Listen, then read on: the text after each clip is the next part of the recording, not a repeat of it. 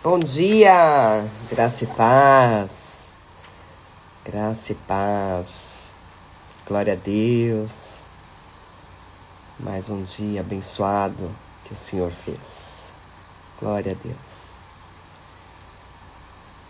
aleluia, bom dia Dene, bom dia, Dri, glória a Deus, Priscila, aleluia. Chay, querida. Gente, conheci tanta gente esse final de semana. Fiquei tão feliz. Conheci vários de vocês. Muito bom. Glória a Deus, glória a Deus. Glória a Deus. Tânia. Muito frio. Eu peguei a jaqueta do marido. Eu tava com uma blusinha de manga curta. A jaqueta dele tava aqui do lado, eu peguei. Muito frio mesmo.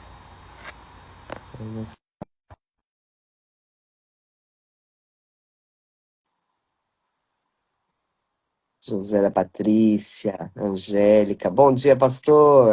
Bom dia, não tá frio não, tá? Parece que eu tô no Alasca hoje. Assim, Misericórdia. aí deve estar mais ainda, né? Jesus de Nazaré. Falei Ainda assim, bem, meu ainda pai bem que eu vim eterno. embora. Aí é muito Rapaz, frio. Além de frio, é úmido, né? eu nem vou falar que eu tô com calça de pijama por baixo da outra calça. Só Jesus na causa. Com frio, tem que ser assim Hoje, mesmo, né? hoje o negócio tá apertado. Sassá, que saudade de você, Salete. Deus abençoe. Dona Iracilda. Margarete, Lucineide, minha irmã, Dona Iracilda já tá aí já. Todos por aí.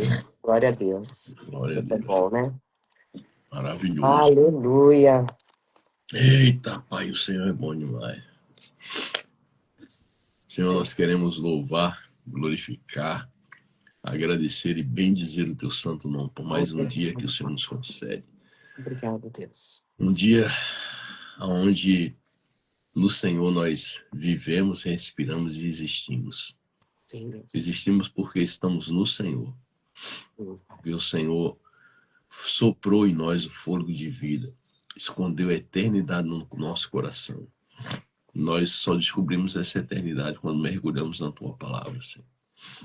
Que o Senhor nos guarde, nos proteja, nos livre nesse dia. Senhor, nos dê saúde, força e aqueça nosso coração, nosso corpo, através do fogo do teu Espírito, para que possamos, Senhor Deus, fazer tudo aquilo que o Senhor quer que façamos neste dia, mais uma vez.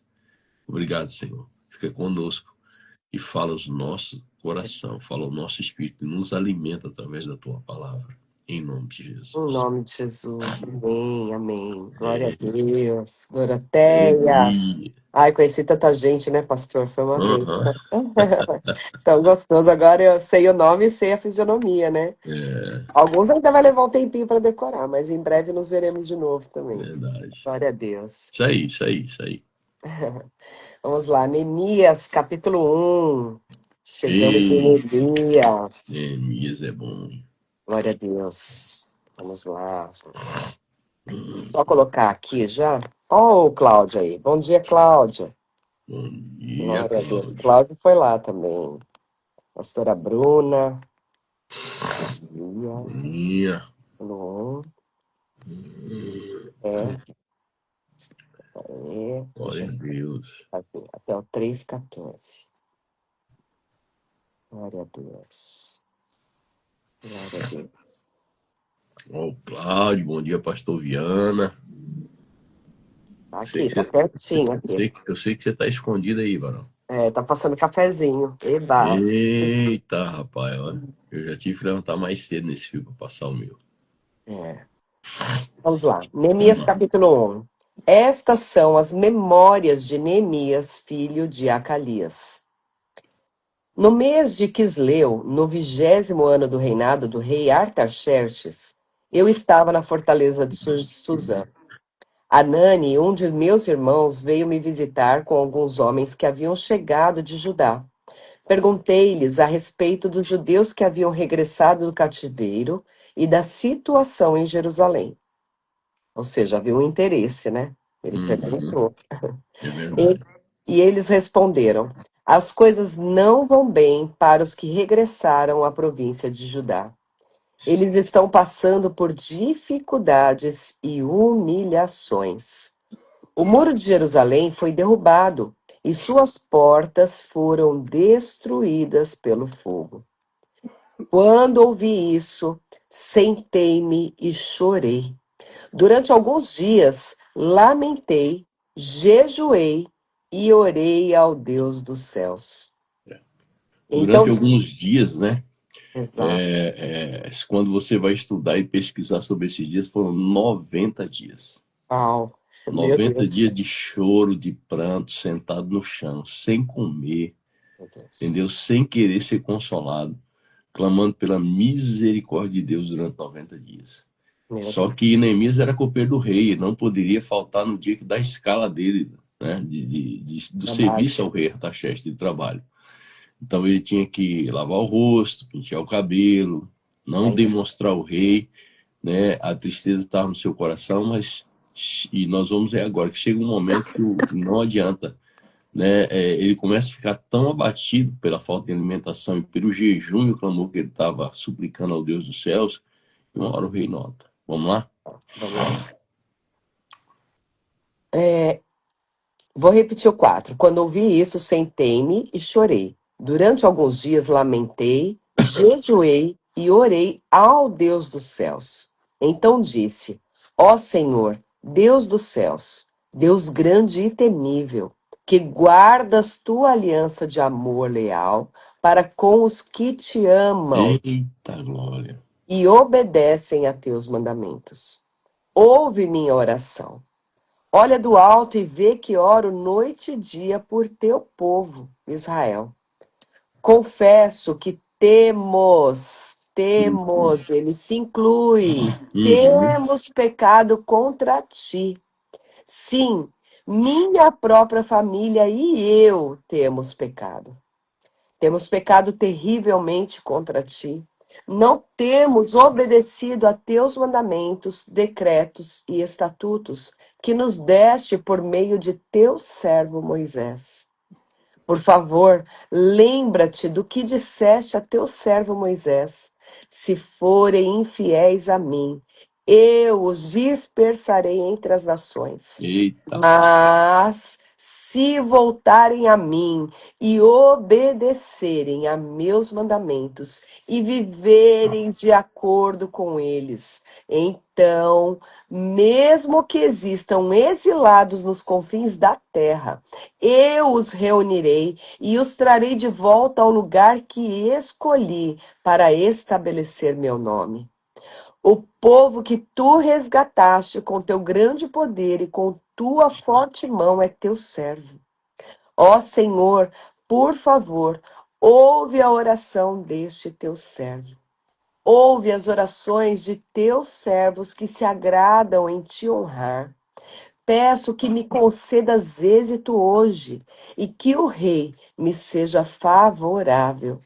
Neste tempo, eu era copeiro do rei. Meu Olha Deus. só, né? Que coisa extraordinária. Ouve a oração desse teu servo, ouve as orações de teus servos que se agradam em te honrar. Então, o Senhor ouve as orações daqueles que se agradam em honrar o Senhor. Não é honrar pessoas, honrar o Senhor. A honra a pessoas também é bíblico. A gente honra a quem realmente merece honra. Mas honra não é bajulação, né, Fabi? Exatamente. Honra Honra não é não é bajulação. bajulação, não é ficar, sabe, ai, fulaninho, não sei o quê, puxando Uhum. saco. Eu vou ser bem sincero logo, que comigo não tem esse negócio, puxação de saco, bajulação, não. Honra é você respeitar e honrar a Sim, unção que a pessoa carrega, sim. né? A unção que ela carrega. E aqui, isso aqui é muito interessante, porque o Senhor vai ouvir a oração de quando nós honramos em primeiro lugar a Ele, sempre. Em primeiro lugar a Ele. Né? E Neemias, capítulo 1 até o capítulo 3, vai falar sobre as reconstruções do muro e a restauração da identidade do povo que estava no cativeiro na Babilônia. povo perdeu a identidade. Né? Da mesma forma que o povo está sem identidade no Egito, quando Deus usa Moisés para tirar eles de lá, o povo perde a identidade quando fica 70 anos. 70 anos é um ciclo, é uma vida. Né? E o panorama espiritual do livro é: Neemias não trata apenas de pedras, muralhas e portas. O problema central de Jerusalém era muito mais profundo. A cidade estava sem proteção, o povo estava vulnerável e a identidade comunitária estava fragilizada. Jerusalém já possuía o templo reconstruído, mas seus muros permaneciam destruídos. Porque Esdras foi antes de Neemias para reconstruir o templo. Né? Agora Neemias vai orar para que o Senhor ajude eles a reconstruir o muro, reconstruir a cidade. Isso nos apresenta uma imagem muito importante. É possível ter altar, olha lá, é possível ter altar, culto e templo, mas ainda possuir áreas da vida sem muros, sem proteção.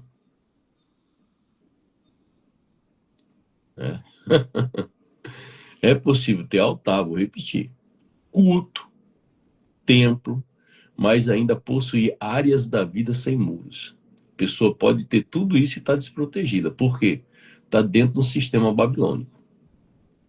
Na perspectiva judaico-messiânica, podemos relacionar isso à restauração integral do povo de Deus. A restauração precisa ser restaurada. A adoração, tudo que foi falado aí na conferência. Restaurar a identidade, restaurar a santidade, restaurar a comunidade e a missão. Porque a missão tem que estar focada em vidas e não em coisas. Em vidas e não em coisas. E nem em dinheiro. Neemias será usado por Deus para restaurar aquilo que estava quebrado. Ou seja, quando alguém realmente se coloca num lugar de interceder, de clamar, de se colocar como pecador, de transgressor, porque Neemias era um cara que ele saiu muito jovem, muito jovenzinho da terra de Israel, né?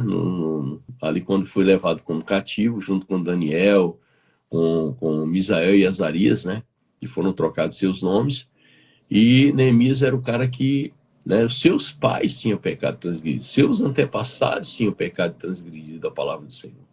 Né? Os seus antepassados tinham pecado contra o Senhor. E ele simplesmente...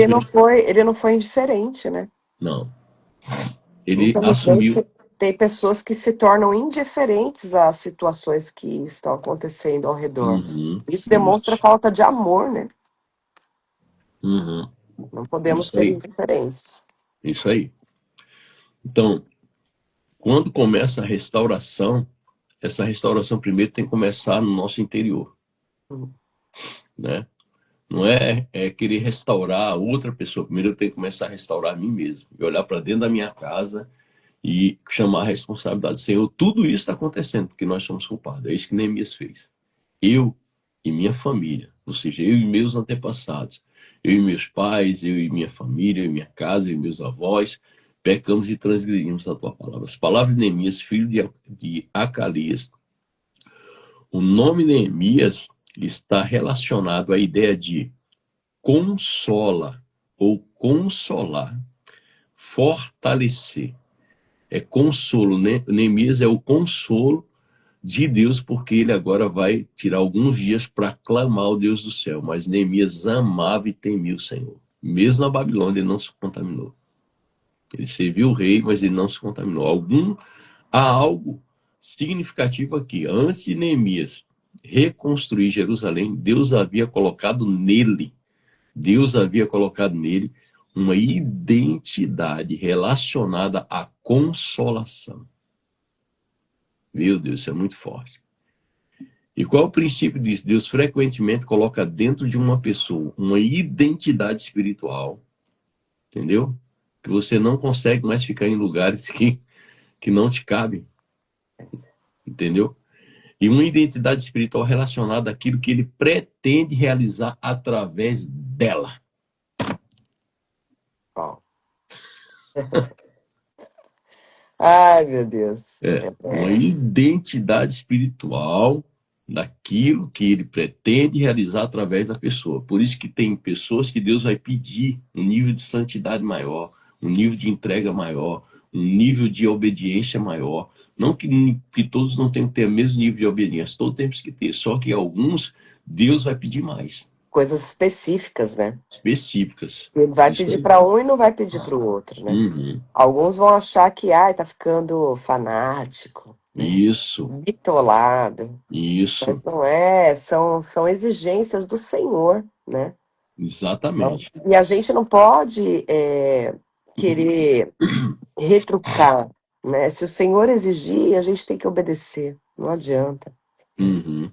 E muitas vezes vai ser algo que vai ser, como a gente brinca aqui, né? Depois da live do pastor Lucas, Meu com ele Deus, como convidado, a loucura da uma obediência, loucura da né? obediência. Porque não vai fazer muito sentido para muitos, mas Sim, ou a gente obedece ou a gente padece. exatamente. E olha que interessante, Neemias não começa com eu tenho um projeto. Não. Hum, Eita Deus. Eu tenho um projeto. É, Ele começa assim, ó, sendo um homem cujo próprio nome aponta para o que Deus quer consolar, ou que aponta para o Deus que consola. Ele vai para o projeto de Deus, ele não quer um projeto dele, ele quer um projeto do Senhor, né? Jesus também apresenta o ministério da restauração como algo ligado à consolação de Israel. Isaías 61 fala: consola todos os que choram. A restauração de Jesus não é apenas reconstrução externa, é consolo que produz restauração. é. É, Neemias pergunta sobre os judeus que haviam escapado e sobrevivido do exílio. Isso revela algo importantíssimo. Neemias estava em Suzã, mas seu coração estava em Jerusalém. Uhum. Eita, às vezes a gente está num lugar, o nosso coração está em outro. E quando isso acontece, se prepara que Deus vai mover você desse lugar. É. Né? Deus vai mover qualquer um desse lugar. Ele poderia simplesmente desfrutar sua posição na corte persa, mas o verdadeiro líder espiritual não pergunta apenas como estou, ele pergunta como está o povo de Deus. Até porque a preocupação maior é com as pessoas, né? Exatamente. Não com os lugares, né? Não com Não, as estruturas. não. Como está o povo de Deus? Esse princípio aparece repetidamente na Escritura. Moisés poderia viver tranquilamente na casa do faraó. Esté poderia preservar sua posição. Neemias poderia permanecer no palácio, mas todos foram chamados para olhar para a situação do povo. Hum, Não é para a situação dos reis, não é para a situação das governanças, para a situação do povo. Fabi, esse texto é tão profundo, é tão importante, entende? Que só nesses 3 capítulos nós vamos ficar aqui até 8 horas da manhã, Ah, meu Deus. entende? Porque Não, mas tem é muita. muita coisa para se meditar, para se comentar. E assim, ó, eu estou entrando no versículo 3 agora. É, A resposta é: os restantes estão lá na província em grande miséria e desprezo. E então vem a frase devastadora: os muros de Jerusalém estão derrubados, suas portas estão queimadas. Observe a sequência: povo ferido, cidade vulnerável, portas destruídas. Quando o povo está ferido, a cidade, o reino espiritual fica vulnerável porque as portas estão destruídas. E o povo está ferido pelo quê? Pelo pecado não confessado, pelas estruturas de orgulho, por coisas que ferem o coração das pessoas, que a religiosidade fere e que muitos líderes espirituais acabaram ferindo. Na mentalidade bíblica, muro não era apenas arquitetura. Olha só, muro era proteção, identidade, separação, segurança, organização espiritual, organização e defesa. Aplicação espiritual. Existem pessoas que têm o tempo funcionando, mas suas portas estão queimadas. Eita, meu Deus do céu. Portas abertas, infelizmente, permite a entrada de qualquer coisa. Uhum. Hum. Ou seja, falta de disciplina, falta de limites, relacionamentos destruídos, porque alguns começam a cercar, começam a bajular, e aqueles que realmente têm uma vida com Deus começam a ficar fora dos relacionamentos, ficam... É porque não concorda, né, com essa conduta. Aí não tem como permanecer. Só que quando os relacionamentos, Fabi, ficam destruídos, as famílias ficam vulneráveis. Sim. A mente sem vigilância e a vida espiritual sem proteção. Neemias percebe que não basta reconstruir o centro, é necessário restaurar as fronteiras. Não basta reconstruir dentro de nós, tem que reconstruir tudo, é dentro e fora. Tudo tem que ser Começa reconstruído. dentro. Começa dentro. Uhum. Primeiro restaura o altar. Mas não é só restaurar o altar e ficar, né, vulnerável, suscetível. Né? Precisa restaurar os muros. Exatamente. Neemias diz: assentei-me, chorei e lamentei por alguns dias. Aqui encontramos a primeira grande característica de um restaurador. A grande característica de um restaurador. Ele não começa construindo, ele começa chorando. Ele começa chorando, sentindo a dor de todo o caos. Lamentar, né? Isso é extremamente importante. Antes de Neemias pegar uma ferramenta, ele pega uma posição de quebrantamento. Isso, na tradução judaica, o lamento diante da destruição de Jerusalém possui profundo significado espiritual. Sofrimento de Sião não é simplesmente uma tragédia política, é uma ferida na história da aliança. Neemias jejua e ora. Ele não começa dizendo: quem fez isso? Quem é o culpado disso? Não importa. Não é achar, a questão não é achar culpados. Ele começa perguntando: Deus, o que precisamos fazer? Isso. O que nós precisamos fazer? A pergunta certa, né? Neemias começa a oração exaltando a Deus. Ah, Senhor Deus dos céus, Deus grande e temível, que guardas a aliança e a misericórdia.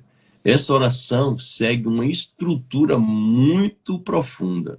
Deus é exaltado, a aliança é reconhecida, o pecado é confessado, as promessas são lembradas, o pedido é apresentado. Isso é fundamental. Neemias não começa a oração com sua necessidade. Ele começa com quem Deus é. E a aplicação messiânica disso. A oração bíblica começa com Deus, aliança, confissão de pecado, lembrança da promessa e depois o pedido. O pedido é o último. Não problema, desespero e pedido. Senhor, nós estamos enfrentando um problema, estamos desesperados e aí vem o meu pedido. Não, e é o tal negócio, a pessoa fala, estamos enfrentando um problema, elas não reconhecem, temos pecado. Uhum. Nós ouvimos na conferência esse final de semana, né? Sim. Que as pessoas trocam as palavras, né? Ao invés de falar, eu tenho um pecado, não, eu tenho um problema. Que tem um problema? Você tem um pecado para resolver aí, né? Não é um problema, não. Exatamente, Fabi. E mais, né? A pessoa inverte a ordem. Ela fica 40 minutos pedindo, 1 minuto agradecendo, meio segundo reconhecendo quem Deus é. Inverte, né? Estejam, pois, atentos e os teus ouvidos abertos e os teus olhos. Neemias pede que Deus ouça a sua oração, pois diz: que faço perante ti? É a oração que faz perante ti dia e noite. Isso mostra perseverança. Não é uma oração ocasional, é uma intercessão contínua. Neemias não ora apenas por si. Ele carrega Jerusalém diante de Deus, ele carrega o povo diante de Deus. Aqui temos uma dimensão profundamente sacerdotal. Carregar o povo diante do Senhor. Embora Neemias não seja sacerdote, seu comportamento Seu comportamento possui característica de intercessão sacerdotal, Uau. como Jesus, em João capítulo 17, que ele ora. Ou seja, confissão coletiva. Neemias diz: eu e a casa de meu pai temos pecado. Hum. Observe, ele não diz eles pecaram. Uhum. Ele não Ele, aponta o outro, né? não, ele diz nós pecamos. Isso é maturidade espiritual. Uhum. Maturidade espiritual. O restaurador não fica procurando culpados. Ele se coloca diante de Deus junto com o povo. Meu Deus, misericórdia, Jesus. Hum. Princípio judaico, a responsabilidade comunitária é muito importante na espiritualidade bíblica. Daniel fez algo semelhante em Daniel capítulo 9. Ele confessa: nós pecamos, mesmo não sendo responsável pessoalmente por todos os pecados da geração. Há momentos em que Deus levanta alguém para dizer: Senhor, restaura-nos. Não, Senhor, restaura aquelas pessoas. Restaura-nos. Neemias começa a lembrar aquilo que Deus havia dito a Moisés. Isso é extremamente significativo. Neemias ora a partir da palavra. Ele não inventa uma nova teologia. Ele não inventa uma nova teologia. Ele volta à palavra. Ele volta à palavra. A verdadeira oração de restauração nasce da memória, das promessas de Deus. O Senhor diz que se nós orarmos e nos arrependermos, né, como diz 2 Crônicas 7,14, né? Uhum. Se o O meu Senhor nos povo que se ouvirá. chama pelo meu nome se humilhar e orar, e assim vai. Se vos converteres a mim, aqui aparece o princípio. E o princípio é retorno, reunião e restauração. Deus havia advertido que a desobediência espalharia o povo, mas também prometeu: se houver retorno, haverá reunião. A palavra hebraica relacionada ao retorno é uma palavra fundamental na espiritualidade judaica. Voltar, retornar, arrepender-se. Né? Primeiro tem que voltar, ou seja, reconhecer que foi eu e minha família que pecou. Daí eu tenho que retornar a clamar e a se arrepender. Porque na perspectiva messiânica, o movimento messiânico também precisa compreender que restauração não significa simplesmente receber bênçãos. Hum. A restauração começa com arrependimento e retorno a Deus. E retorno ao Senhor. Estes ainda são os teus servos e o teu povo. Observe, Israel continua sendo identificado como povo de Deus, mesmo depois do pecado. Isso não significa que o pecado seja irrelevante, significa que disciplina não significa abandono de aliança. Deus disciplina porque Ele ama, porque quer nos trazer de volta para a aliança. A redenção em Jesus também não elimina a necessidade de arrependimento. Aí eu aceitei Jesus, Fabi, tá tudo resolvido? Não, só dá techuvá. Arrependimento. Não é Pois contar é. história, é Uhum. arrepender. A graça não transforma pecado em algo aceitável. Hum. Hum. A graça cria o caminho de retorno. Ai daquele que tolera o pecado. Ai, ai, ai. Ai, ai, ai. Ai. Ou seja, Neemias, ele termina dizendo assim, ó: concede que hoje seja bem sucedido o teu servo. Escuta a minha oração. E acrescenta: dá-lhe mercê perante esses homens. O homem é o rei. Aqui vemos algo extraordinário. Neemias está prestes a entrar em uma situação politicamente perigosa.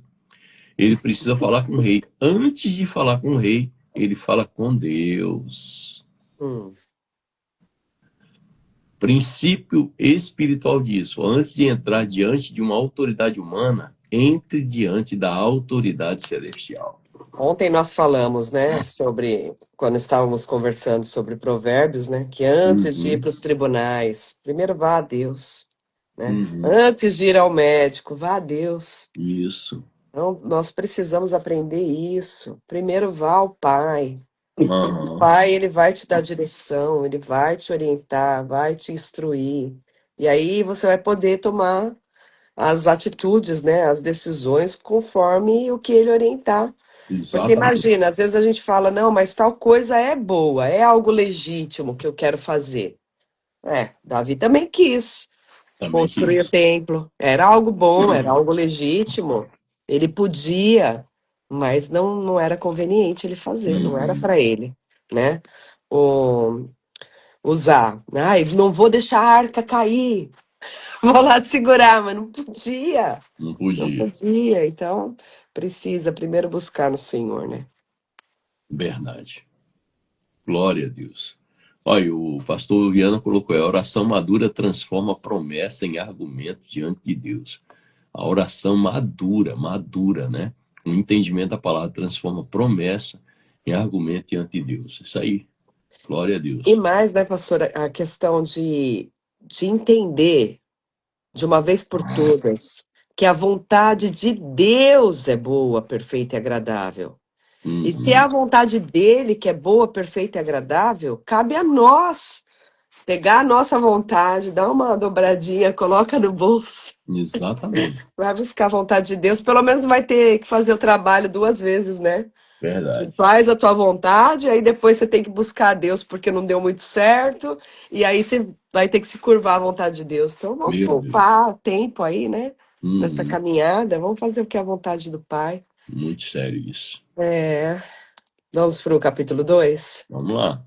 Eita. Vamos lá, deixa eu ver aqui, peraí. 2. Agora, Neemias vai receber a permissão, né? Para poder ir para Exatamente. Jerusalém. No mês de Nisan, no 20º ano do reinado do rei Artaxerxes, eu estava servindo vinho ao rei. Nunca eu tinha estado triste em sua presença. Olha aí. Hum. O rei me perguntou: por que está com o rosto tão triste? Você não parece doente, deve estar profundamente angustiado. Eita. Aquele que não tinha nada de Deus dentro dele percebe que Neemias está profundamente angustiado. Porque primeiro ele foi resolver a questão com o Bom, Rei pai. Celestial, com o Pai. Fiquei muito preocupado, fiquei com muito medo, mas respondi: que o rei viva para sempre. Como meu rosto não pareceria triste? A cidade onde estão sepultados meus antepassados está em ruínas, e suas portas foram destruídas pelo fogo. O que você deseja que eu faça? Perguntou o rei.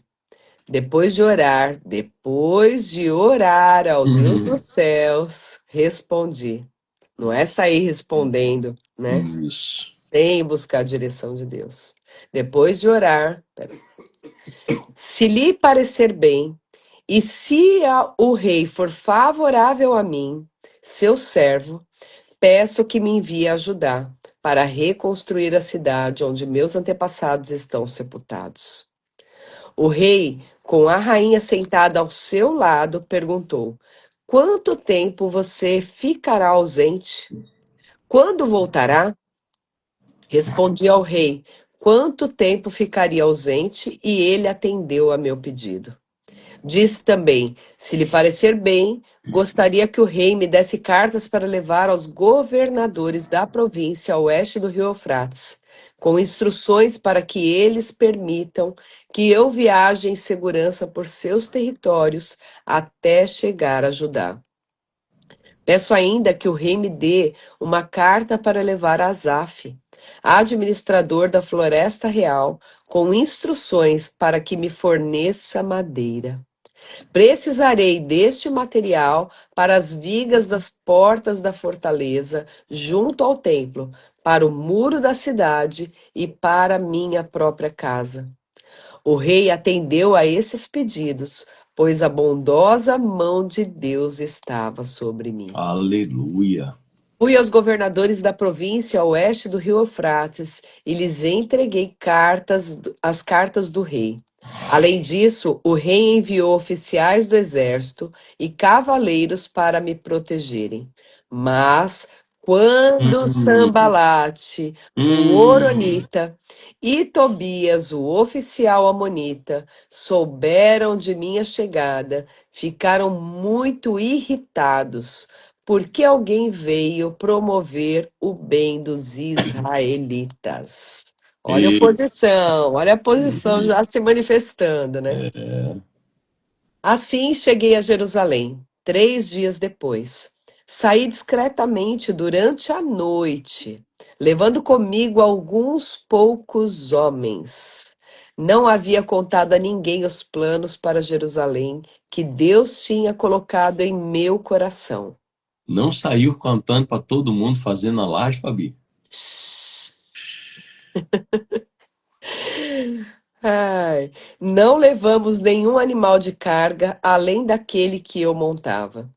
Depois que escureceu, saí pela porta do vale, passei pelo poço do Chacal e fui até a porta do esterco para inspecionar o muro de Jerusalém, que tinha sido derrubado, e as portas que haviam sido destruídas pelo fogo. Em seguida, fui à porta da fonte e ao tanque do rei, mas, por causa do entulho, não havia espaço para meu animal passar. Por isso, embora ainda estivesse escuro, subi pelo vale de Cedron e inspecionei os muros ali, antes de voltar e de entrar de novo pela porta do vale. Os oficiais da cidade não sabiam aonde eu tinha ido, nem o que estava fazendo, pois não havia contado meus planos a ninguém. Eita, meu Deus. Ainda não tinha falado com os líderes judeus, os sacerdotes, os nobres, os oficiais e outros que realizariam o trabalho. Mas então eu lhes disse: vocês sabem muito bem da terrível situação em que estamos.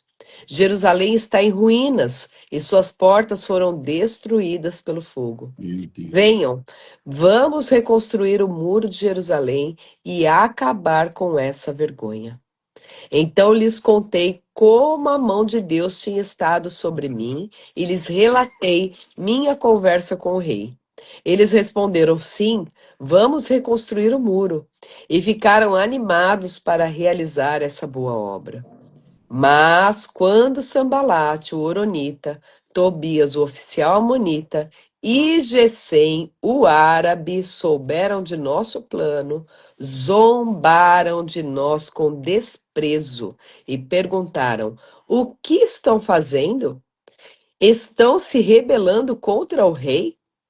Eu lhe respondi: o Deus dos céus nos dará êxito. Nós, seus servos, começaremos a reconstruir este muro.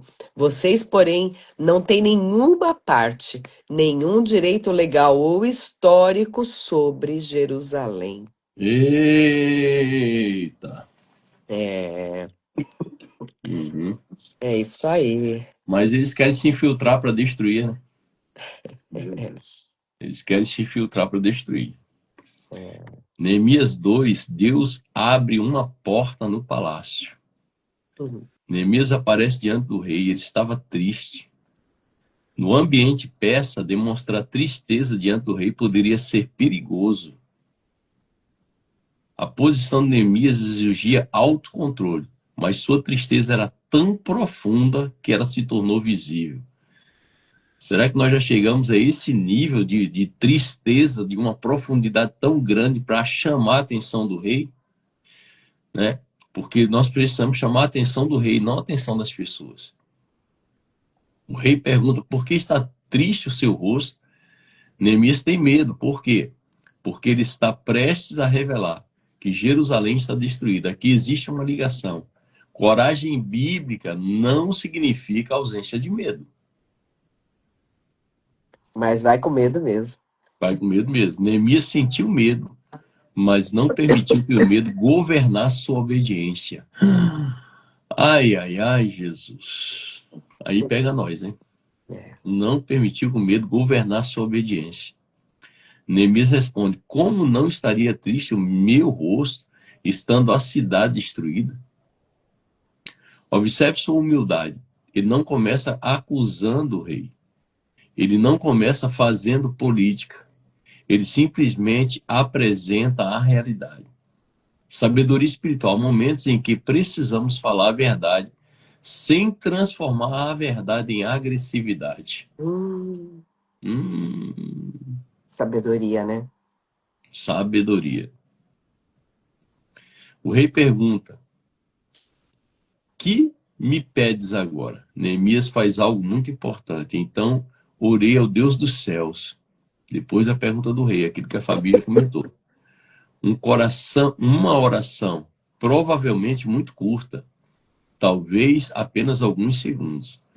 Isso mostra que Neemias já havia desenvolvido uma vida de oração. Hum. Não foi de improviso, né? Ai, peraí que agora eu preciso orar. Não. Não. Enquanto o rei pergunta, ele já está orando e ouvindo o Senhor. Isso é crucial. A oração pública começa com uma vida privada de oração. Você está dentro de casa, ninguém está vendo. Você está no monte, ninguém está vendo. Você está nas madrugadas, ninguém está vendo. Só o céu está vendo. E o inferno também. Neemias não improvisou intimidade naquele momento. Ele já vinha orando desde o capítulo 1. Ele pede: envia-me ajudar a cidade dos sepulcros de meus pais para que eu a reedifique. Ele se preocupou com o sepulcro do pai, não se preocupou para o rei com aquilo que estava vivo, porque era uma cultura, né? Neemias não pede apenas quero visitar Jerusalém. Ele apresenta uma missão para que eu a reedifique, eu vou reedificar. Ele já sabe por que está indo. Líder sem missão apenas viaja. Ai, ai, ai. Líder com chamado vai reconstruir. Meu Deus. Meu Deus. Meu Deus. Ai, meu pai. O que você quer? Você quer só viajar ou você quer reconstruir, né? E o Senhor falando para nós aqui, ô pastor É. Luciano, ô meu filho, você quer viajar para quê? Qual é a intenção disso? Meu Deus, que coisa séria. O rei pergunta, quanto durará a sua viagem? Isso mostra planejamento. Neemias não apenas possui fé, ele possui organização. Fé bíblica não elimina o planejamento. Neemias ora, planeja, pede autorização. Olha lá, ora, planeja, pede autorização, calcula o tempo, solicita recursos e avalia a situação. Ah, pastor, mas não é então assim, não é para espiritualizar e falar Não. assim, não, quando Deus vai falar ainda, ele vai dar direção, ele ainda vai. Não. Deus já falou e já Já, especificou tempo, destino, o que queria tudo, precisar. tudo. Então não precisou ficar com uma religiosidade, Não, a espiritualidade, se demonstrando espiritual demais, não, sem mistérios. não tem mistério, não. Entendi. Até porque, Fabi, espiritualidade saudável não é desorganização, Hum, entendi. não é bagunça. Tá certo. Não é o isso que te digo de mim mesmo, não. Ele ouviu o Senhor e calculou tudo antes, né? Hum, Ou seja, opa, opa, opa, opa. O que eu fiz aqui? perdeu da tela? Não, não.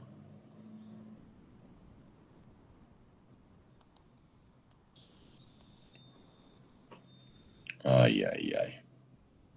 Fiz É bagunça isso aqui. mesmo. A Lilian falou, tem pessoas que ouvem a Deus, já outras ouvem as vozes da própria cabeça. Tem que ter discernimento, né?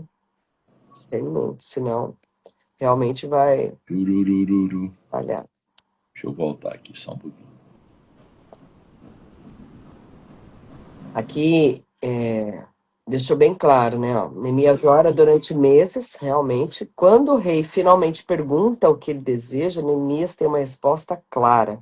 Uhum. No prazo, as cartas que ele ia precisar, o material que ele precisaria, que eram as madeiras, né? E as autorizações. Então não adianta querer espiritualizar a falta de preparo, né? Não Neemias adianta. não escolhe entre oração e estratégia, ele usa os dois, né? É orar e agir. Então ele já sabe o que ele precisa fazer. Isso aí, Exatamente. isso lembra José administrando os anos de fartura. E também quando Jesus fala sobre calcular o custo antes de construir, né? Lá em Lucas 14, 28, Jesus fala sobre isso, né? Então, tem que agir, mas é com um propósito e direção, não dá para ser de qualquer maneira. Achei. Aí agora Neemias vai pedir cartas ao rei, né? Uhum. Também pede madeira. Observe a frase: segundo a boa mão de Deus sobre mim. Segundo a boa mão de Deus sobre mim. Agora eu preciso falar para o rei aquilo que há necessidade para reconstruir. Mas não é que eu preciso de coisas para mim. Eu tenho que pedir coisas para restaurar aquilo que pertence ao Senhor.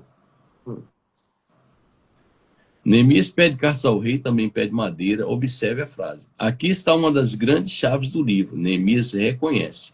A estratégia humana estava presente, mas a mão de Deus estava acima dela. Ele montou toda uma estratégia humana, mas com a permissão de Deus. A mão de Deus estava sobre tudo isso. Isso pode ser relacionado ao conceito de providência divina. Deus trabalha através de circunstâncias, autoridades, recursos e pessoas. Deus trabalha através de circunstâncias, autoridades, recursos e pessoas.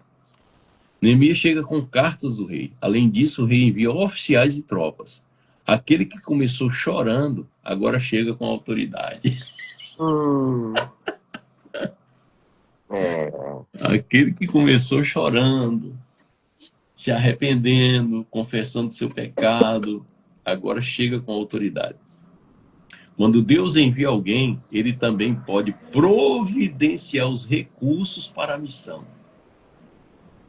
Deus não só envia pessoas, ele providencia todo o recurso, até porque o recurso está dentro da missão, está dentro do propósito, né? E eu me lembro quando a gente começou a comunidade Somos Casa, a gente tinha 500 reais na conta. O pastor Junão tinha 500 reais na conta. E precisava de 600 mil para fazer tudo aquilo lá. Fora os equipamentos de som, que foram mais 400 mil. E fora tudo, todas as coisas. Mas hoje está quase tudo pago. 3 anos se passaram. R$1 milhão está quase tudo pago, né? O Senhor começou a enviar todo o recurso, e o Senhor é extraordinário. Ele é maravilhoso em tudo que ele faz. Quando ele está no negócio, né? Quando ele está no negócio, tá, né? Ou seja, agora vai surgir a oposição, Fabi. A oposição, né? Eles ficam, Sanbalat e Tobias ficam profundamente incomodados porque alguém buscava o bem dos filhos de Israel. Quando alguém busca o bem, o diabo começa a levantar os opositores. A resistência. A resistência. Isso revela um princípio: toda verdadeira restauração encontrará oposição. Enquanto Jerusalém permanecia destruída, ninguém parecia tão preocupado. Ninguém se preocupava. Quando alguém começa a reconstruir, os inimigos aparecem. Ou seja, queridos, quando nós começamos a reconstruir a nossa vida com Deus, quando nós começamos a reconstruir a nossa casa, situações vão começar a acontecer. Quando você começa a realmente se arrepender, fazer limpeza, confessar pecado, parece que um monte de coisa errada. Pastor, parece que a coisa está piorando em vez de melhorar, não. Isso é a resistência. Nós precisamos estar ligados, estar atentos para continuar, mesmo diante da resistência.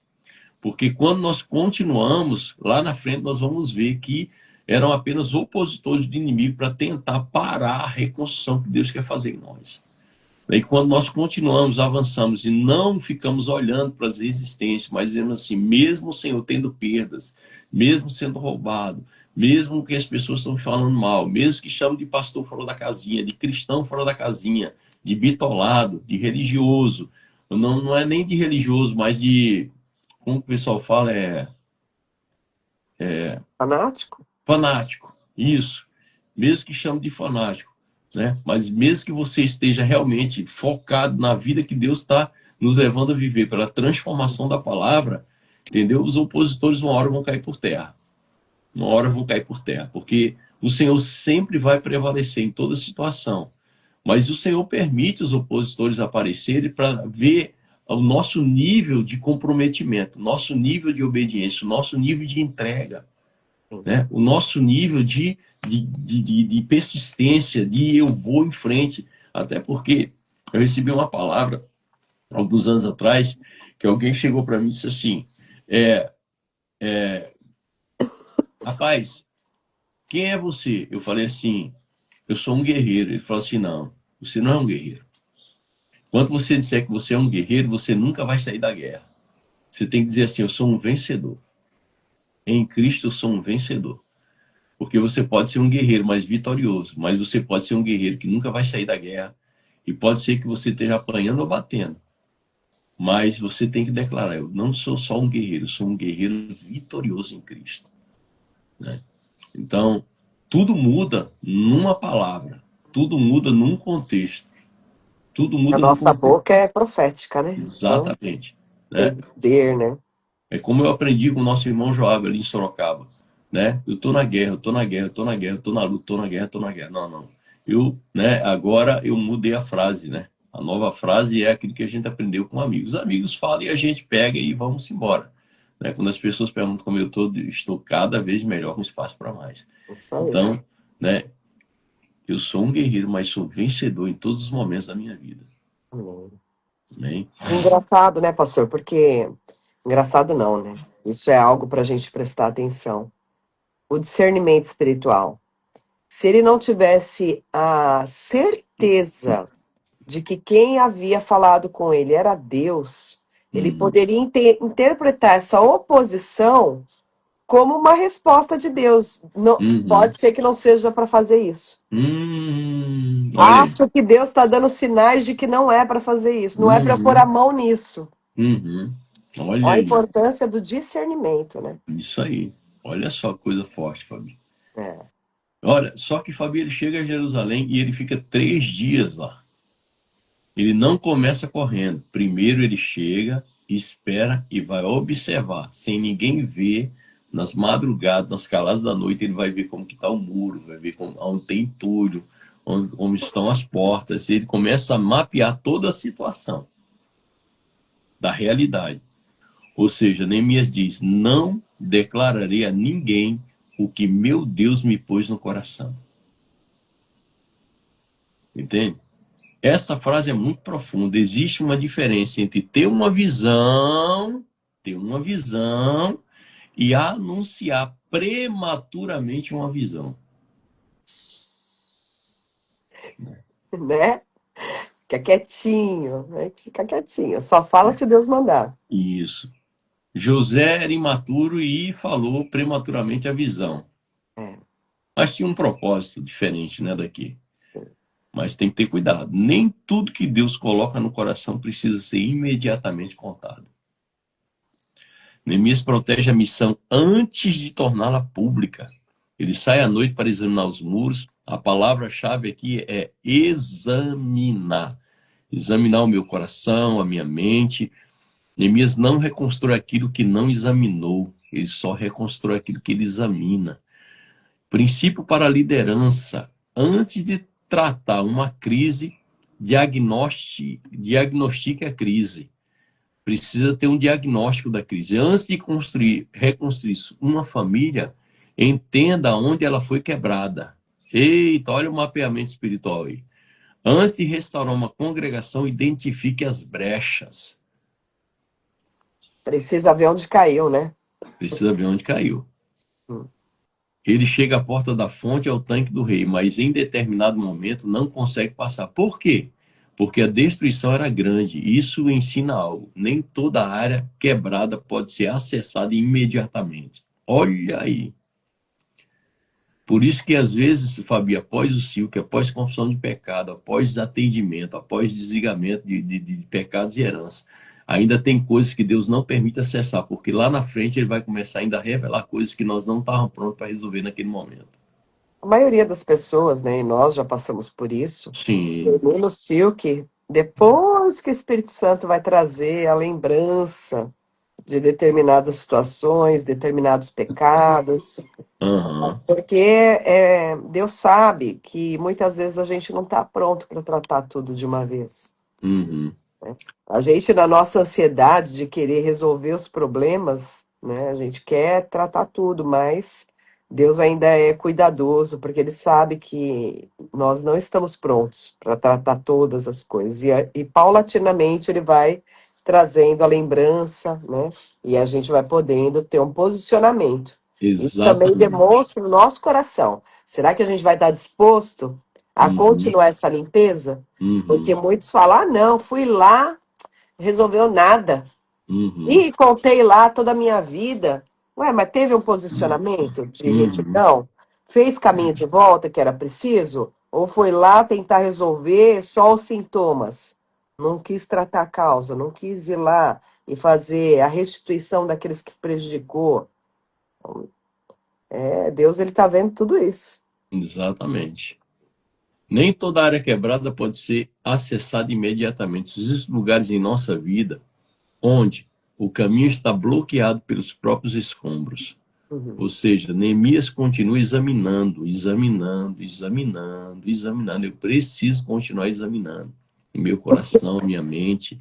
Neemias continua examinando. Não desiste porque a situação é pior do que imaginava.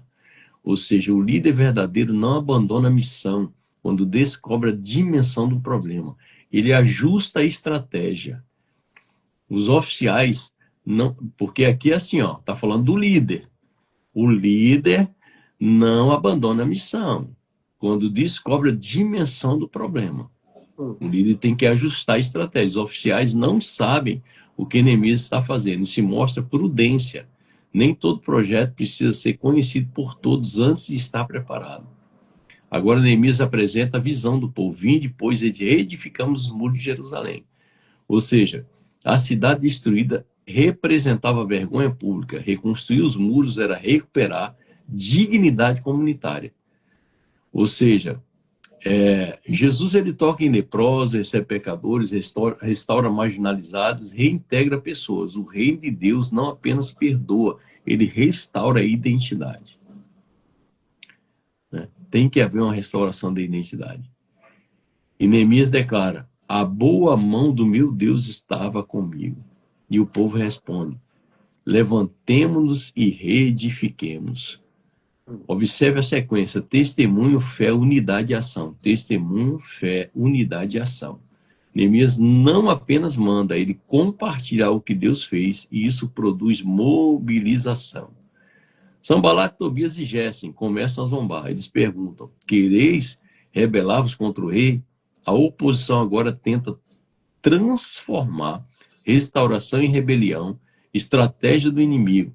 A estratégia do inimigo é, quando não se consegue impedir uma obra, tenta difamar a obra. Uhum. É, Neemias responde: o Deus é dos céus comum é isso quem. acontecer, né? Uhum. Neemias responde: o Deus dos céus é quem dará bom êxito, e declara: nós, seus servos, nos levantaremos e edificaremos. Mas depois afirma: vós, porém, não tendes parte, nem direito, nem moral em Jerusalém, nem memorial em Jerusalém. Existe aqui uma separação. A restauração exige fronteiras. O mesmo homem que reconstruirá muros precisa discernir quem pertence à missão e quem está tentando destruí-la. Hum. É aquela frase, né? Quem desdenha quer comprar. Uhum. Ficou lá zombando, Meu porque Deus. não eram eles que fariam, né? Jesus amado. Ai, ai, ai. Vamos Hum. pro 3? Ó, quem sabe quem o enviou não precisa convencer todo mundo de que deveria estar construindo. Olha aí. Se Deus deu uma orientação, o negócio é com você. Vai que é sua, Tafarel. É, É isso aí. glória a Deus. Bora lá. Neemias capítulo 3. Agora começa a reconstrução do muro, né? Uhum. Então o sumo sacerdote Eliasibe e os outros sacerdotes começaram a reconstruir a porta das ovelhas. Primeira porta das. Das ovelhas. Uhum. Eles a consagraram. Colocaram as portas no lugar e reconstruíram o muro até a Torre do Sem, que também consagraram, e até a Torre de Ananel. Os habitantes da cidade de Jericó trabalharam ao lado deles, e mais adiante estava Zacur, filho de Inri. A porta do peixe foi construída pelos filhos de Racená. Colocaram as vigas, levantaram as portas e puseram os ferrolhos e as trancas. Meremote, filho de Urias e neto de Acós, consertou o trecho seguinte do muro. Ao seu lado estava Mesulão, filho de Berequias e Mesesabel. E mais adiante, Zadok, filho de Baaná. Os habitantes de Tecoa consertaram o trecho seguinte, embora seus líderes se recusassem a trabalhar com os supervisores da construção. Os reparos da porta antiga foram realizados por Joiada, filho de Passeia, e por Mesulão, filho de Besodias. Colocaram as vigas, levantaram as portas e puseram os ferrolhos e as trancas. Ao lado deles estava Melatias, de Gibeon, Jadom, de Meronote, homens de Gibeon e os homens de Mispá. Cidade sob a autoridade do governador da província a oeste do rio Eufrates. Uziel, filho de Araías, ourives de profissão, consertou o trecho seguinte. E mais adiante estava Ananias, fabricante de perfumes. Reconstruíram Jerusalém até o muro largo. Refaías, filho de Ur, governador de metade do distrito de Jerusalém, trabalhou ao lado deles no muro.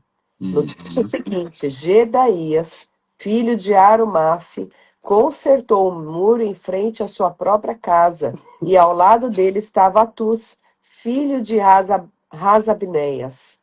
Em seguida haviam Malquias, filho de Arim, e Hassub, filho de Baate Moabe, que consertaram outra parte do muro e a torre dos fornos. Salum, filho de Aloés, e as filhas dele consertaram o trecho seguinte. Salum era governador da outra metade do distrito de Jerusalém. Os reparos da Porta do Vale foram realizados pelos habitantes de Zanoa, sob a liderança de Anum. Levantaram as portas e puseram os ferrolhos e as trancas.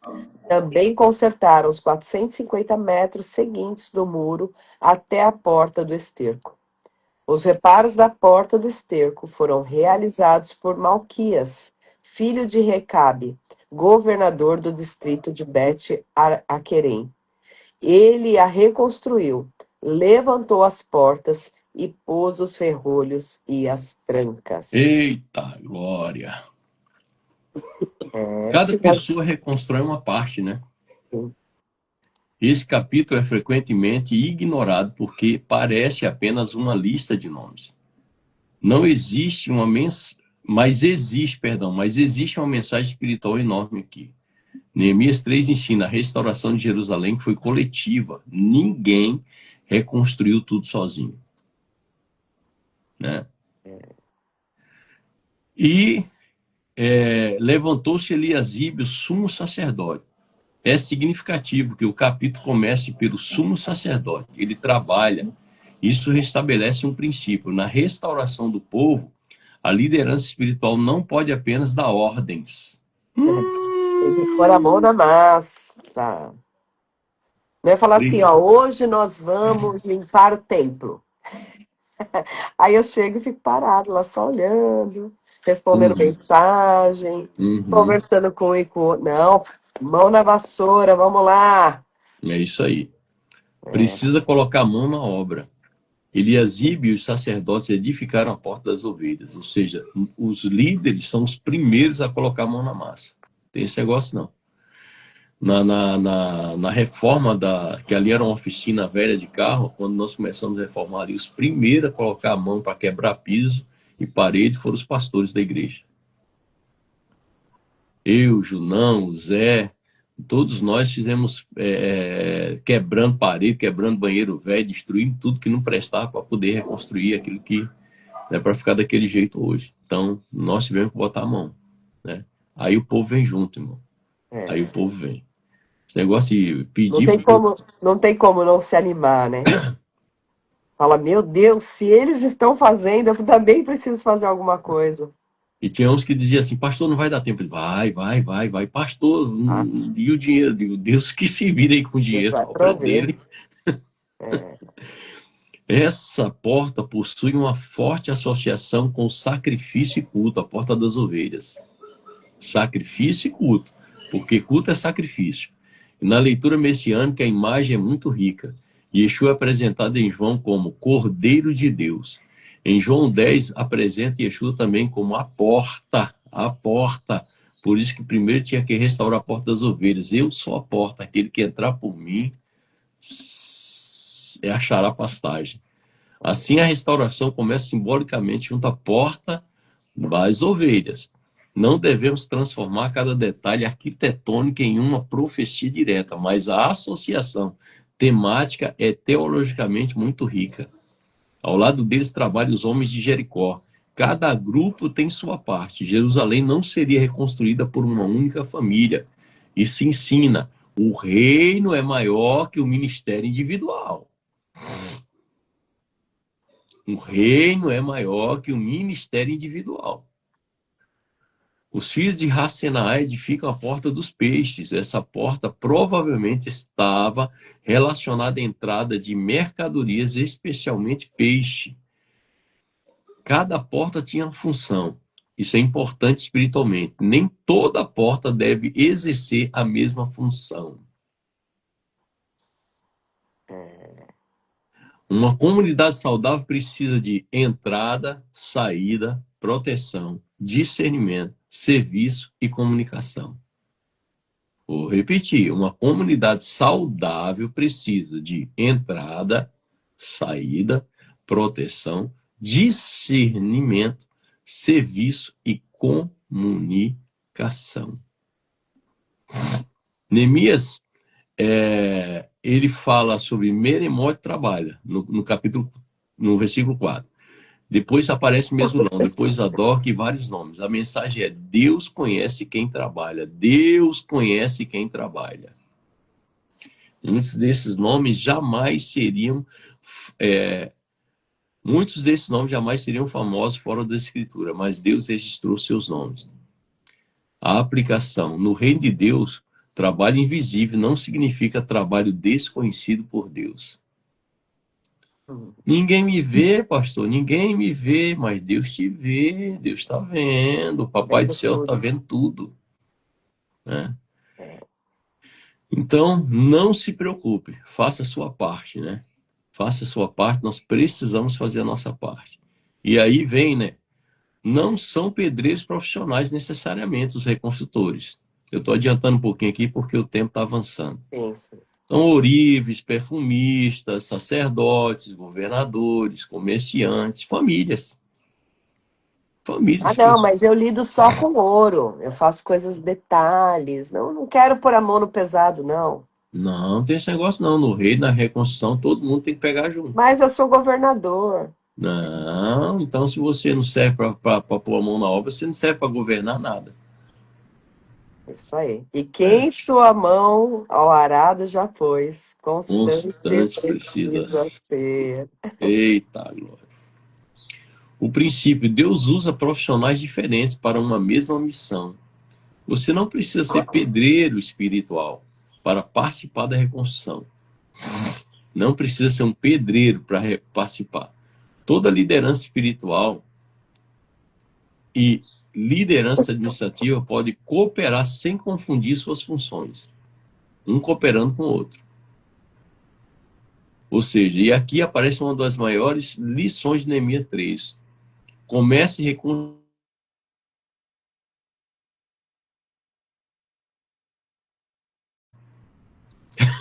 É, Comece a casa, da sua casa, não é da casa do outro. Antes de querer reformar Jerusalém inteira, cuide da porta diante da sua casa. Aplicação familiar. Antes de querer corrigir a congregação, corrige outras famílias, corrigir líderes, pergunte: como está o muro da minha própria família? meu A gente, Deus. É forte. A gente quer ajudar todo mundo, mas como que tá a minha própria casa, minha própria família, meus filhos, meus netos? Como que está tudo? Está do jeito que o Senhor quer? Ou simplesmente eu estou ajudando a construir, reconstruir e consertar a vida de todo mundo lá fora, mas a minha família mesmo,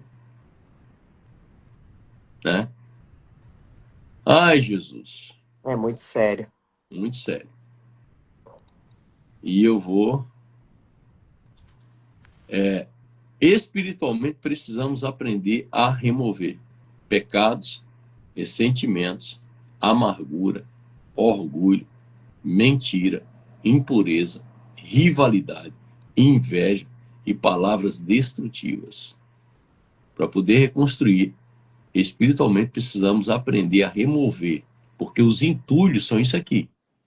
Os entulhos que ele encontrou no caminho: pecado, ressentimento, orgulho, amargura, mentira, impureza, rivalidade, inveja e palavras destrutivas. A restauração não consiste apenas em colocar coisas novas, também consiste em remover aquilo que não deveria permanecer. Aquilo que não deve permanecer tem que ser removido. Podemos resumir o processo em 7 movimentos.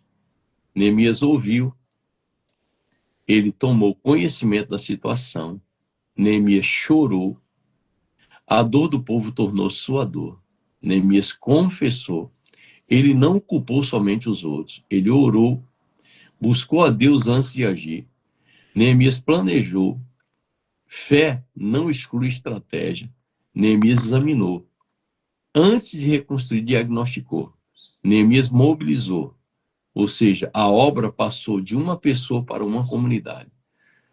Uma leitura à luz de Rashi. Os sábios, ao comentar os textos bíblicos, procuram frequentemente esclarecer contexto, linguagem, identidade das pessoas, relação do texto com a Torá, continuidade da história de Israel, sentido literal e implicações tradicionais. Em Neemias, essa perspectiva nos ajuda a evitar uma leitura prematuramente alegórica. Primeiro Jerusalém é Jerusalém. Primeiro os muros são os muros. Primeiro o exílio é histórico.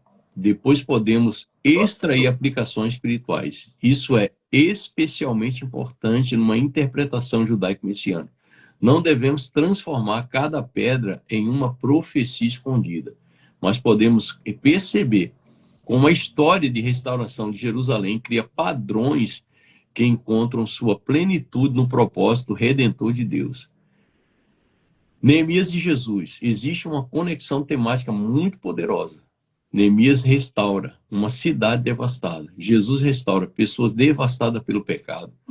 Neemias enfrenta oposição. Jesus enfrenta oposição. Neemias reúne trabalhadores. Jesus reúne discípulos. Neemias restaura Jerusalém. Jesus anuncia o reino. Neemias trabalha para remover o opróbrio de Jerusalém. Jesus carrega o nosso opróbrio. Neemias reconstrói muros. Jesus estabelece uma comunidade santa. Mas precisamos preservar uma diferença essencial. Neemias não é o Messias. Ele é um instrumento humano de restauração dentro da história de Israel. Jesus, na fé messiânica, é o Messias prometido, cuja obra redentora alcança Israel e as nações. Neemias começa com lágrima. A restauração externa nasceu de uma transformação interna. Não confunda a presença religiosa com restauração completa. O templo estava reconstruído, mas os muros estavam destruídos. Isso nos ensina. Podemos ter culto e ainda precisa de restauração em outras áreas. Toda a brecha precisa ser identificada. Neemias não fingiu que estava tudo bem. Ele examinou os muros espiritualmente. Não podemos curar aquilo que temos medo de diagnosticar. Não existe cura sem diagnóstico. Reconstrução exige participação. Neemias não faz tudo sozinho. O capítulo 3 é praticamente uma teologia da cooperação. Cada pessoa tem uma parte. A restauração começa perto de casa. Uma grande pergunta espiritual é: Qual é o muro que Deus colocou diante de mim para reconstruir? Talvez seja sua casa, seu casamento, sua vida de oração, seus filhos, sua integridade, seu serviço, sua congregação, sua disciplina espiritual. Aí cada um de nós vamos ter que, né, realmente olhar para dentro de nós e ver o que precisa ser reconstruído. Uau! É muita coisa. Meu Deus do céu. É. Isso porque eu pulei algumas coisas que não dá para falar tudo Não, hoje. não dá, é muita coisa. Eu nem vou me atrever, porque senão a gente vai ficar aqui horas. Não, isso aqui é muito profundo, né? Misa é muito profundo, é muito profundo. Tem que ter um período de estudo só sobre as portas, só sobre os detalhes, né? Meu Deus, é muito Muita forte. coisa, é muita coisa. Mas Deus é Então, bom. amados e amadas da live, é muito profundo viver uma vida com Deus, é muito profundo. Não dá para viver no raso, não dá para viver no superficial, e não dá para ir só num cultinho de domingo à noite e dizer assim, não, tá tudo bem, recebi uma palavra agora e tal, e vamos embora. Não, não, tem muita coisa, né? O pastor Viana está aí nos ajudando aí, né, com muitas colocações aí do que a gente está lendo. E é isso, gente, nós precisamos dizer assim, ó, leia isso de novo hoje, leia isso de novo hoje, medite de novo. Se você puder assistir essa live de novo, né, eu até vou assistir novamente, porque, caraca, é muita coisa que a gente precisa rever na nossa vida. É muita coisa importante. E é preciso, né? É Restaurar preciso, é todas as preciso. coisas. Ai, dá até assim, um temor, sabe, Fábio, dentro do peito da gente, meu Deus, quanta coisa eu preciso. Porque a gente lê e a gente passa um ano, aí chega e lê de novo e diz, meu Deus, como eu preciso ainda reorganizar coisas na minha vida. Hum. Sempre tem, né? Sempre tem. Aquele que tá limpo, limpe-se mais. Então tem sempre que olhar, examinar e colocar tudo em ordem. Uhum. Vamos para 1 Coríntios? Vamos lá. Então vamos. Eita, Jesus. 1 Coríntios, capítulo 7, dos versos 1 até o 20. 24. Vou colocar aqui 1 Coríntios 7, do 1 ao 24. E pronto. Instruções sobre o casamento. Agora, quanto às perguntas que vocês me fizeram em sua carta, digo que é bom que o homem não toque em mulher. Mas, uma vez que há tanta imoralidade sexual, cada homem deve ter sua própria esposa e cada mulher o seu próprio marido. O marido deve satisfazer as necessidades conjugais de sua esposa, e a esposa deve fazer o mesmo por seu marido. A esposa não tem autoridade sobre o seu corpo, mas sim o marido. Da mesma forma, não é o marido que tem autoridade sobre seu corpo, mas sim a esposa. Não privem um ao outro de terem relações, a menos que ambos concordem em abster-se da intimidade sexual por certo tempo, a fim de se dedicarem de modo mais pleno à oração. Depois disso, unam-se novamente, para que Satanás não os tente por causa de sua falta de domínio próprio. Digo isso como concessão e não como mandamento. Gostaria que todos fossem como eu, mas cada um tem seu próprio dom concedido por Deus. Um tem este tipo de dom, o outro aquele. Portanto, digo aos solteiros e às viúvas: é melhor que permaneçam como eu. Mas, se não conseguirem se controlar, devem se casar. É melhor se casar que arder em desejo. Eita. Para os casados, porém, tem uma ordem que não vem de mim, mas do Senhor. A esposa não deve se separar do marido. Mas, se o fizer, que permaneça solteira ou se reconcilie com ele. E o marido não deve se separar da esposa. Agora me dirijo aos demais. Embora o Senhor não tenha dado instrução específica a respeito, se um irmão for casado com uma mulher descrente e ela estiver disposta a continuar vivendo com ele, não se separe dela. E se uma irmã for casada com um homem descrente e ele estiver disposto a continuar vivendo com ela, não se separe dele.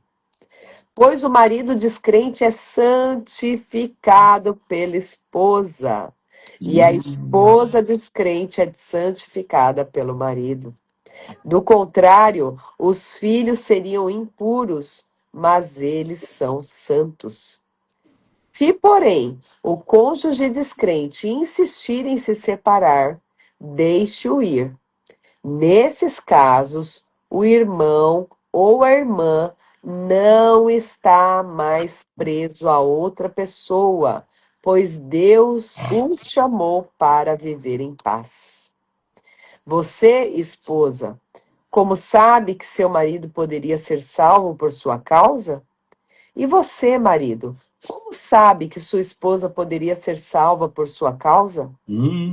Cada um continue a viver na situação em que o Senhor o colocou. E cada um permaneça como estava quando Deus o chamou. Essa é minha regra para todas as igrejas. Se um homem foi circuncidado antes de crer, não deve tentar mudar sua condição. E se um homem não foi circuncidado antes de crer, não deve fazer agora. Pois isso não faz diferença se ele foi circuncidado ou não. O importante é que obedeça aos mandamentos de Deus. Sim, cada um deve permanecer como estava quando Deus o chamou. Você foi chamado sendo escravo? Não deixe que isso o preocupe, mas se tiver a oportunidade de ficar livre, aproveite-a. E se você era escravo quando o Senhor o chamou, agora é livre no Senhor. E se você era livre quando o Senhor chamou, agora é escravo de Cristo. Vocês foram comprados por alto preço, portanto, não se deixem escravizar pelo mundo. Cada um de vocês, irmãos, deve permanecer como estava quando Deus os chamou. Eita. Esse assunto aí é polêmico. Pois é. É forte. Santidade no casamento.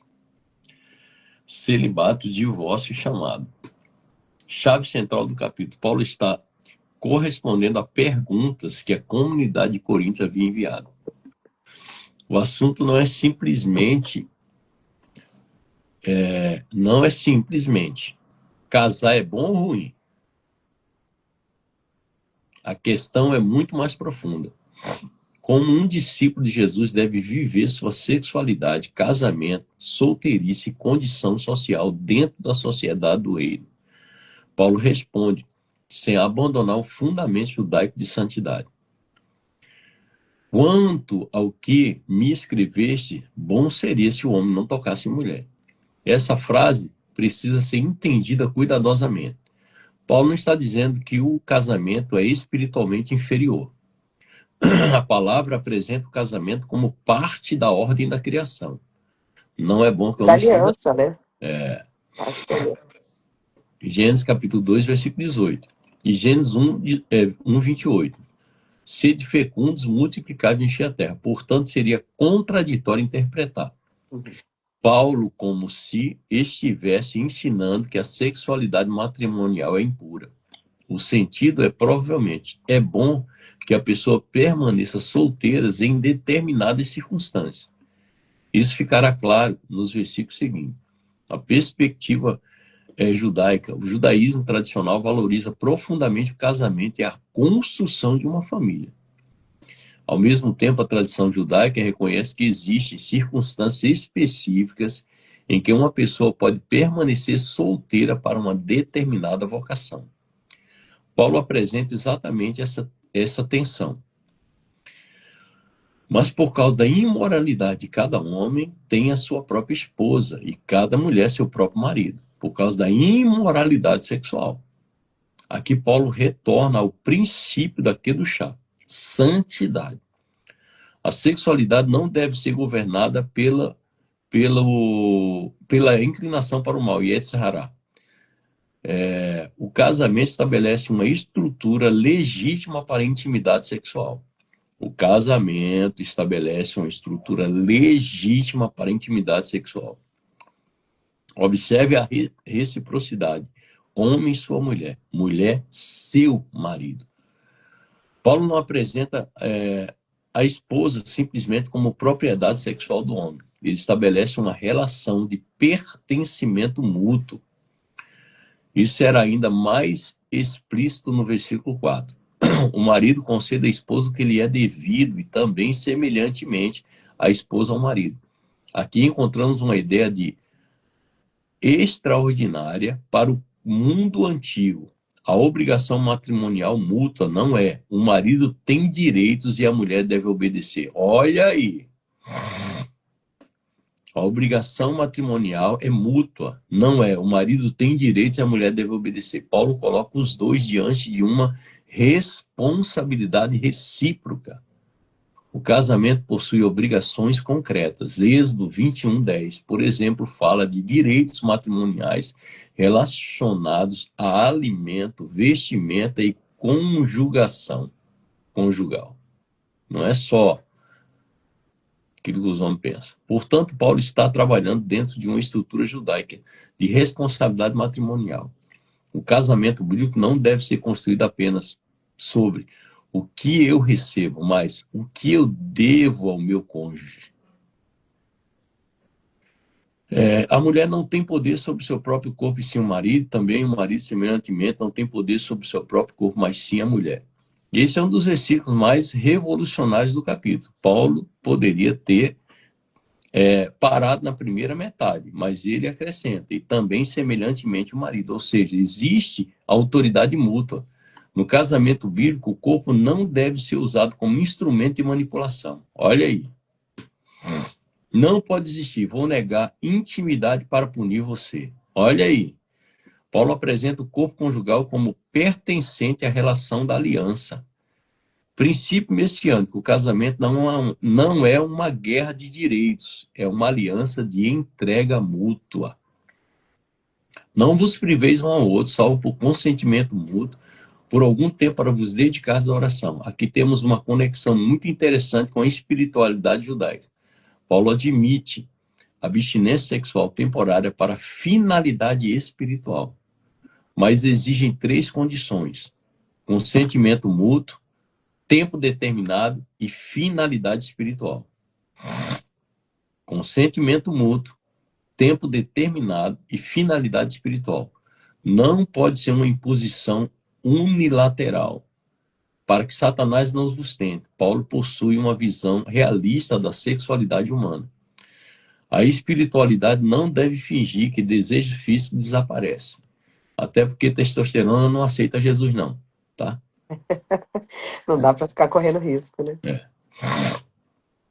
E digo isso não como concessão. E vos digo isso como concessão e não como mandamento. Aqui precisamos prestar atenção. Paulo diferencia mandamento e conselho apostólico. Isso é importante, porque em toda orientação pastoral possui o mesmo nível de obrigação universal. Paulo está oferecendo discernimento. Quero que todos os homens sejam como eu sou. Provavelmente Paulo está falando sobre sua condição de solteiro, mas imediatamente acrescenta: cada um tem de Deus o seu próprio dom. Aqui aparece o conceito de carisma. Solteirice pode ser dom. Casamento também pode ser vocação. Paulo não cria uma hierarquia espiritual. Casado inferior, solteiro superior. Não existe isso. Nem solteiro incompleto ou casado completo. A questão é: qual chamado Deus concedeu a cada pessoa? Aos solteiros e às viúvas, digo que seria bom que permanecesse como eu. Paulo reconhece que existem pessoas solteiras, viúvas e casadas. A condição civil não determina o valor espiritual. Uma viúva não é espiritualmente inferior. Uma pessoa solteira não é espiritualmente incompleta. Mas se não pode conter, sem que case, porque é melhor casado que viver abrasado. Paulo não demoniza o desejo sexual. Ele reconhece a realidade humana. Uma pessoa que possui forte desejo sexual não deve necessariamente tentar viver uma vida de celibataria. Não deve escolher ficar sozinho. O casamento oferece uma estrutura santa para esse desejo. Isso é muito diferente de uma espiritualidade que trata o corpo como inimigo. Então, irmãos, nós temos que prestar atenção que tem muita coisa espiritual envolvendo tudo isso que Paulo está ensinando. Né? Tudo, tudo, tudo. Se, porém, uma mulher se separar, que fique sem casar ou que se reconcilie com o marido. Observe duas possibilidades. Permanecer separado ou reconciliar-se. Paulo não incentiva imediatamente um novo casamento. Isso mostra a seriedade da aliança matrimonial. Mas existe uma questão pastoral. Paulo está tratando aqui, principalmente, uma separação entre dois crentes. Mais adiante, ele tratará o caso de um cônjuge incrédulo. Aos outros digo eu, e não o Senhor. Não o Senhor. É Paulo falando, não é o Senhor. Agora, Paulo está dando uma opinião sem autoridade. Isso significa que Jesus não havia deixado um ensinamento específico registrado para aquela situação. Paulo, como emissário, explica os princípios do Messias em uma situação nova. O caso, um crente é casado com alguém que não crê. Se uma mulher tem marido incrédulo e ele consente em permanecer com ela, ela não deve abandoná-lo, não deve abandoná-lo. O princípio é, a conversão de uma pessoa não exige automaticamente o rompimento do casamento. Isso é muito importante. Porque o marido incrédulo é santificado no convívio com a esposa, e a esposa incrédula é santificada no convívio com o marido crente. Isso não significa que o incrédulo é automaticamente salvo, não é isso. Não é isso. A palavra santificado aqui precisa ser compreendida no contexto relacional. A presença do crente estabelece uma influência de santidade sobre o ambiente familiar. E Paulo explica, de outra sorte, os vossos filhos seriam impuros, porém agora são santos. A casa do crente se torna um lugar onde o conhecimento do Deus de Israel está presente. Importante, santificação relacional, salvação não levam a uma salvação automática. O cônjuge incrédulo ainda precisa responder pessoalmente a Deus. Mas se o incrédulo quiser apartar-se, que se aparte. Aqui aparece uma exceção importante. Se o cônjuge incrédulo decide abandonar o casamento, o crente não deve escravizar-se tentando impedir a saída dele. Deus o chamou para a paz, para o shalom. Aqui também podemos pensar no conceito judaico de shalom. Não é simplesmente a ausência de conflito, é integridade, bem-estar e ordem. Paulo não quer que o crente viva eternamente preso a uma situação de guerra matrimonial que o outro deliberadamente abandonou. Eita, meu Deus. Não há garantia, a salvação pertence a Deus. Você pode testemunhar, pode amar, pode orar, pode viver santamente, mas não pode converter a outra pessoa à força. É o Espírito que vai convencer, você não vai conseguir. Né? E Deus pode chamar alguém exatamente dentro da situação em que essa pessoa se encontra.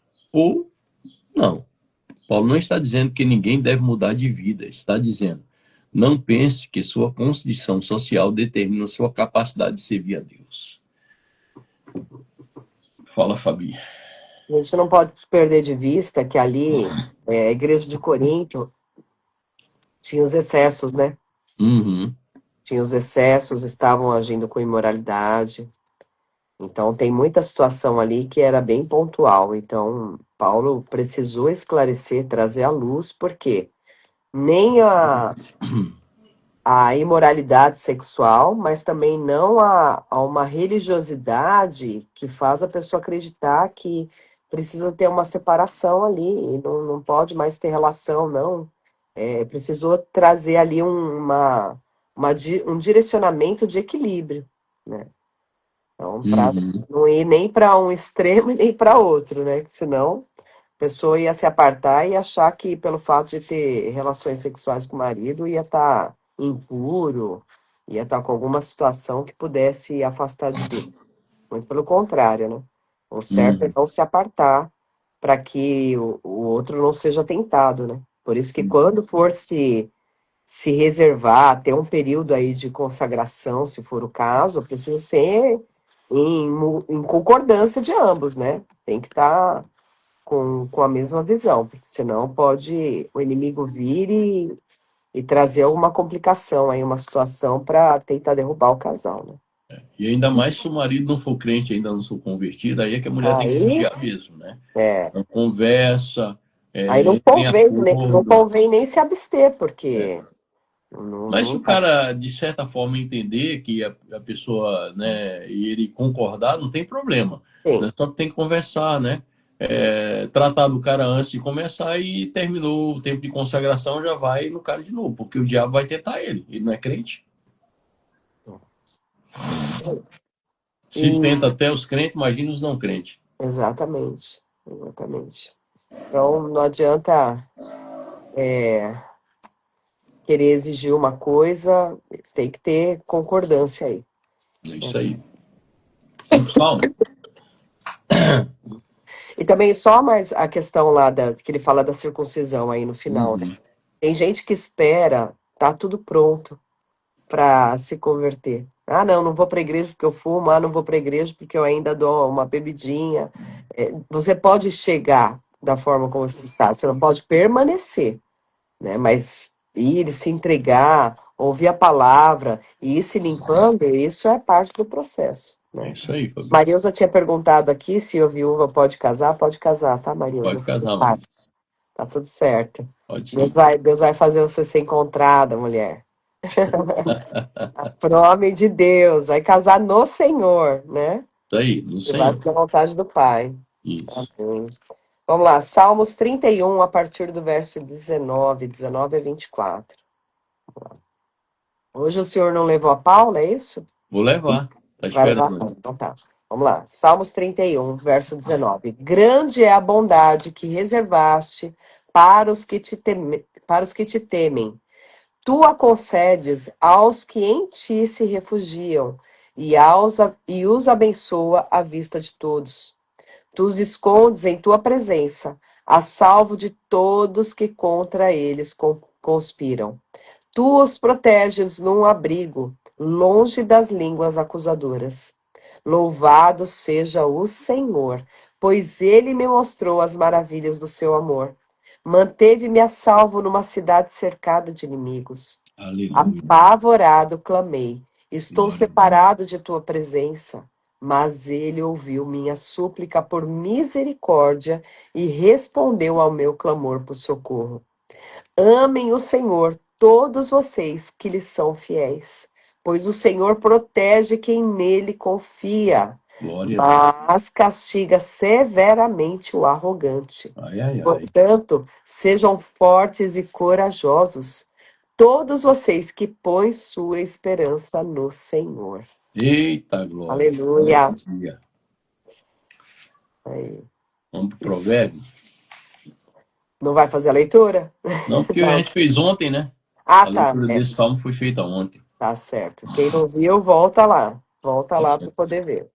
Provérbios, capítulo 21, verso 4. Olhos arrogantes, coração orgulhoso e atos perverso. Tudo isso é pecado. Meu Deus do céu. Olhos arrogantes, coração orgulhoso e atos perversos. Tudo isso é pecado. Olhos da mente, olhos da mente, olhos arrogantes denotam um intelecto que presume conhecer tudo. Ah, eu já conheço tudo. Incluindo o que está além do entendimento humano e atrás das leis da natureza, não aceitando nenhuma direção ou limite. O coração orgulhoso denota desejos sem fronteiras. Ambos atuam como lavoura para o pecado, Eles limpam qualquer obstáculo para o crescimento do pecado, que pode ter sido plantado antes pela inteligência teórica ou prática. Os olhos arrogantes removem as inibições da inteligência teórica. E o coração orgulhoso remove as barreiras do bom senso prático. E os olhos arrogantes removem as inibições da inteligência teórica. E o coração orgulhoso remove as barreiras do bom senso prático. Vai levar a pessoa a cair no pecado, no fracasso. Não adianta. É. Jesus é manso e humilde de coração, né? A gente tem que fazer o mesmo. O orgulho começa quando o coração já não considera que precisa de Deus. Meu Deus, sério demais. Isso aí, gente. Aleluia. Amanhã tem mais. Amanhã tem mais, em nome de Jesus.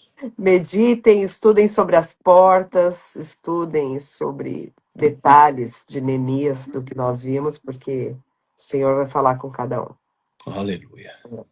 Ora por nós, Fabi. Pai, nós queremos te agradecer pela tua graça, pela tua nome de bondade, por toda a tua orientação, Sim, por papai. tudo aquilo que o Senhor tem do nos Senhor ensinado, Pai. Nos dá discernimento, Pai Santo, para Nos dá, saber Pai, no quando nome de Jesus, agimos, Senhor, no nome se de nós Jesus. devemos apenas ter conhecimento das Senhor, situações, tem se nós misericórdia. apenas devemos aprender ou se nós temos que fazer algo, Pai. Sim, Pai, no Nos nome dá de Jesus. discernimento, Pai, para que nós possamos, Senhor Deus, te obedecer. Sim, Nós Pai, queremos no saber a nome tua de Jesus. vontade, Pai, antes mesmo No de nome agir, do Senhor planejando Jesus. a nossa. Nós queremos saber a tua, Pai. No Fala nome de Jesus, conosco. Pai. Fala Dá-nos a tua conosco. direção, ser conosco nesse dia, Pai Sim, Santo. Deus. E nós vamos permanecer, Pai, independente das Sim, Pai, circunstâncias. no Te nome de Jesus. louvando, reconhecendo a tua grandiosidade, o teu poder, Pai Santo. Faz a tua obra em nossas vidas e através Sim, de Deus, nós. em nome de Que o Senhor Jesus. seja exaltado em todo o tempo. Em nome de Jesus. Amém e amém. Amém. Amém. Deus Beijo no coração de abençoe. todos e até amanhã, 6h30 da Até. manhã. Tchau, tchau. Tchau.